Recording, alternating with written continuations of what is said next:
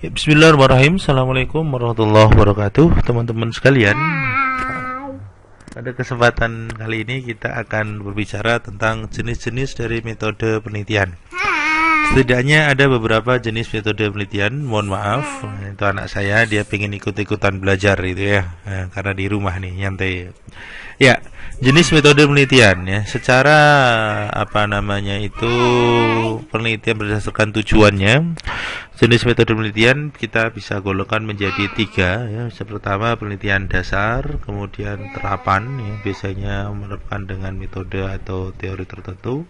Kemudian yang ketiga adalah penelitian pengembangan ya, lebih kepada untuk mengembangkan dari hasil penelitian itu adalah pengembangan dari apa pencapaian hasil yang sudah ada.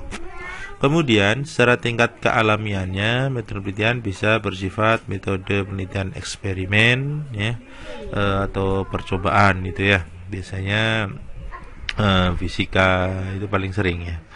Kemudian bisa juga berkaitan dengan penelitian survei ya. Ini kalau para politikus ini paling seneng nih penelitian survei ini ya.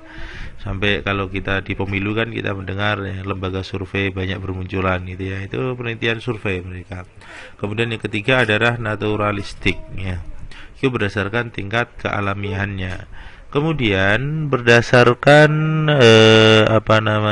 tempat penelitiannya setidaknya dibagi menjadi tiga ya, yaitu pertama adalah penelitian laboratorium ya. Biasanya penelitian memang dilakukan di laboratorium ya, dengan berbagai percobaan ya, berbagai lab yang ada. Kemudian yang kedua adalah penelitian studi pustaka atau penelitian pustaka, library research ya.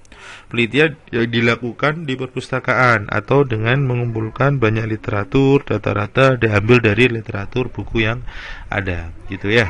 Kemudian yang terakhir, yang ketiga berdasarkan tempat, jenis penelitian ketiga adalah field research atau penelitian lapangan ya, yang dilakukan pada masyarakat, pada objek tertentu yang di lapangan ya, di mana peneliti memang harus terjun ke lapangan ya, tempat penelitiannya itu. Nah, ini terkait singkat ya kita tentang penelitian berdasarkan tempat penelitian.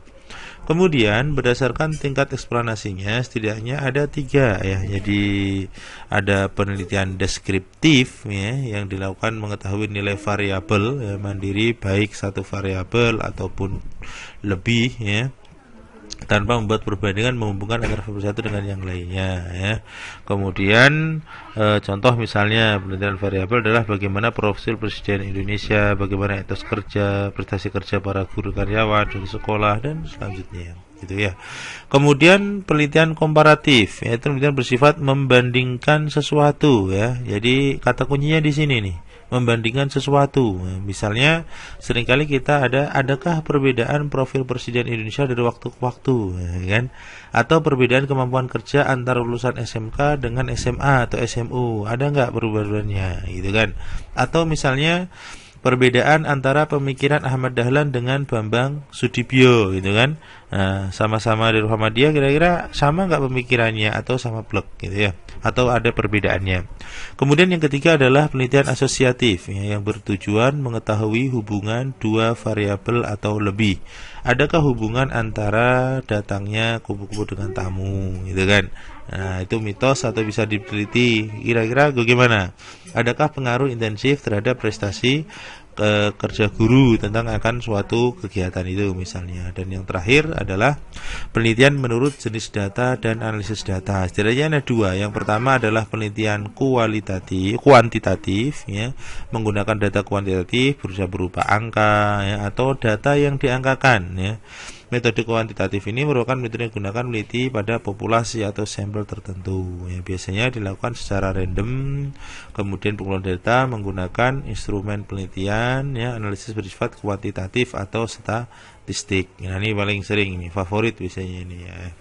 Oke, kemudian yang kedua adalah penelitian kualitatif ya, berdasarkan jenis data atau analisisnya.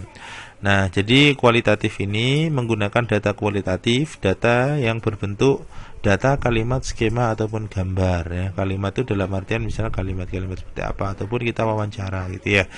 Jadi penelitian kualitatif itu adalah lebih pada meneliti kondisi objek secara alamiah, ya. Jadi kalau eksperimen dibuat seperti ini jadinya seperti apa? Kalau kualitatif dia lebih secara alamiah, natural, seperti apa perjalanannya, ya. Jadi peneliti sebagai instrumen kunci, pengambilan sampel sumber data dilakukan dengan triangulasi, biasanya gabungan.